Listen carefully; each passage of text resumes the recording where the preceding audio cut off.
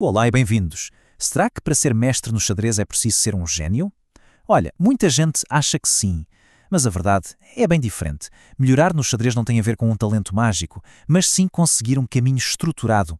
E é exatamente esse caminho que a gente vai desvendar aqui, mostrando como qualquer jogador dedicado pode evoluir, desde que siga o sistema certo.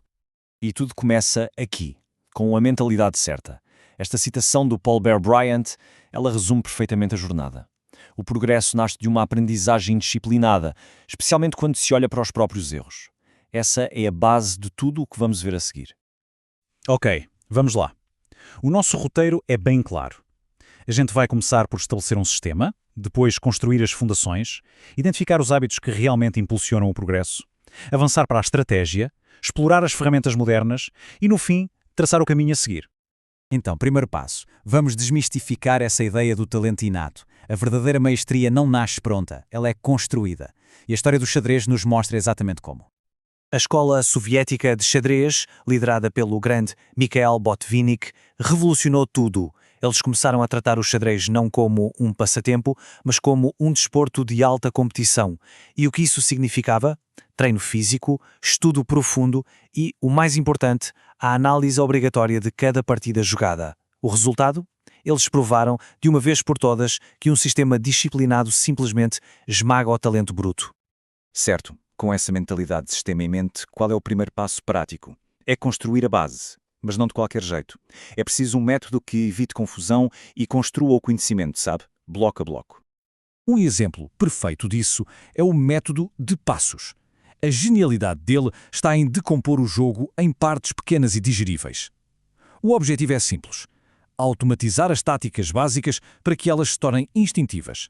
Só depois, quando a mente já não precisa gastar energia com isso, é que se avança para a complexidade da estratégia. É a forma mais eficaz de evitar aquela sobrecarga mental. E olhem só como essa progressão é clara. No passo 1, para jogadores com rating Elo, que é o sistema de pontuação no xadrez, até 800, o foco é o básico do básico. A partir do passo 2, até 1400, o domínio das táticas é a prioridade total. Reparem que a estratégia posicional só é introduzida lá no passo 4. Este mapa evita que o jogador se sinta perdido, garantindo uma construção de competências que faz todo o sentido. Ok, uma vez que a base está estabelecida, o que é que realmente impulsiona o progresso contínuo? Acontece que, em qualquer nível, tudo se resume a dois hábitos centrais. Então, que hábitos milagrosos são estes? O primeiro é sobre transformar o cálculo tático em puro instinto. O segundo é sobre extrair o máximo de aprendizagem de cada partida que se joga. Vamos ver como isso funciona na prática. O primeiro hábito é a automação tática, e o método Woodpecker é a ferramenta perfeita para isso. A ideia é simples, mas nossa, é poderosa. Resolver o mesmo conjunto de problemas táticos várias e várias vezes. O primeiro ciclo é para entender. Os ciclos seguintes são para velocidade. O objetivo final é converter o cálculo consciente em reconhecimento de padrões subconsciente, quase como uma memória muscular. Um segundo hábito universal é a autoanálise. Quase todos os treinadores de elite concordam que esta é a ferramenta mais poderosa para o progresso de um jogador. Mas atenção, simplesmente jogar e depois ligar o computador para ver os erros não é suficiente. O processo precisa de disciplina.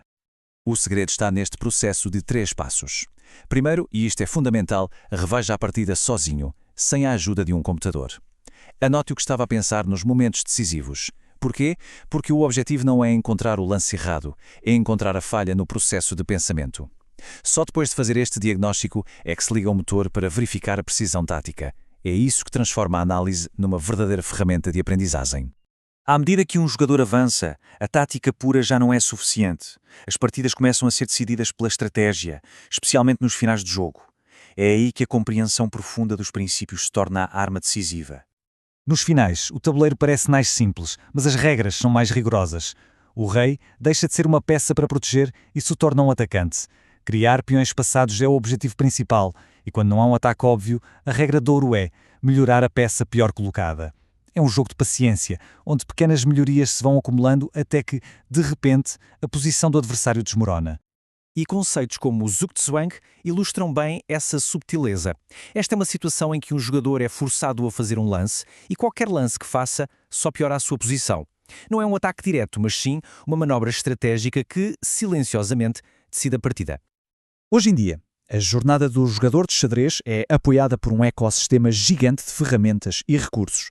Saber o que usar e quando é uma competência por si só. Vamos olhar para as principais plataformas. O Lichess é fantástico para quem quer jogar e analisar sem custos, é tudo de código aberto. O chess.com brilha pela sua comunidade gigante e pelos cursos estruturados, ótimo para quem procura um caminho de aprendizagem mais guiado, mesmo que tenha uma parte paga. E o Chessbase? Bom, o Chessbase é a ferramenta dos profissionais, essencial para uma preparação de torneio séria, mas tem um custo e uma curva de aprendizagem bem maiores. A escolha certa depende muito do nível e da ambição de cada um. A era digital também democratizou o acesso ao conhecimento de alto nível. Acabou aquela história de que o conhecimento de xadrez estava restrito a livros em russo ou inglês. Hoje existe uma comunidade global de ensino. Por exemplo, no Brasil, grandes mestres como Rafael Leitão, Luís Paulo Suppi e o Krikor Mkhitaryan partilham análises de uma profundidade incrível nos seus canais de YouTube, tornando a aprendizagem de elite acessível a todos os falantes de português. Mas de que servem todas estas ferramentas se a mente fraquejar na hora H? Em níveis mais altos, o xadrez é pura guerra psicológica. Gerir o tempo no relógio, aguentar a pressão, recuperar de uma derrota e manter a confiança. Estas competências se tornam tão ou mais importantes do que saber a teoria de finais de torre. E assim, a gente completa o círculo. Vimos o sistema, as fundações, os motores de melhoria e as ferramentas. O que resta agora é o passo mais importante de todos. A conclusão é esta: a maestria no xadrez não é um ponto de chegada, é um processo. É o compromisso diário com a aprendizagem sistemática, é a coragem de enfrentar os próprios erros através de uma análise honesta e é a disciplina da prática consistente. E isto nos leva à pergunta final. Depois de percorrer esta jornada, qual será o único hábito que pode fazer a maior diferença no caminho de um jogador? Seja a análise disciplinada ou a repetição tática, a resposta a essa pergunta é o que define o próximo passo em direção à maestria.